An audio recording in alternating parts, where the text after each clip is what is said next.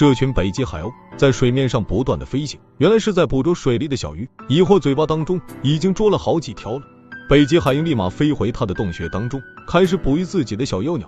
快看，蛋壳不断的晃动，不一会儿就从里面钻出了一只动物。这是个啥？怎么浑身没有毛呢？在经过主人的多番悉心照顾之下，终于长毛了。到最后才发现这是一只鹦鹉，可真是太漂亮了。鱼鹰妈妈正在照顾自家的幼鸟，而前方动静瞬间引起鱼鹰妈妈的注意，直接飞过去查看。殊不知，这就是渡鸦的声东击西。这下云鹰幼鸟就凶多吉少了。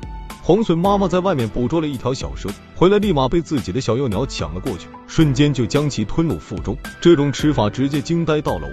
白颊黑雁这种动物，它会将巢穴筑在高达400英尺的悬崖之上，可以更有效地避免陆地动物对幼鸟的捕猎。而这种动物从来不会去养育自己的后代，而且它们是一个食草动物，想要寻找食物，只能从这个高达400英尺的悬崖上飞下去。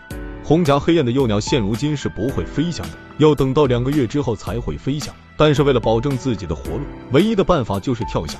这只幼鸟抱着必死的决心，从悬崖上跳了下去。只见它在空中不断拍打自己弱小的翅膀，来减缓自己降落的速度。但这时的它却像一个失控的汽车滚入悬崖，不断碰撞。看到这一幕，直接让人不敢直视。最后看到幼鸟能够安全着陆那一刻，瞬间就感动了几亿人。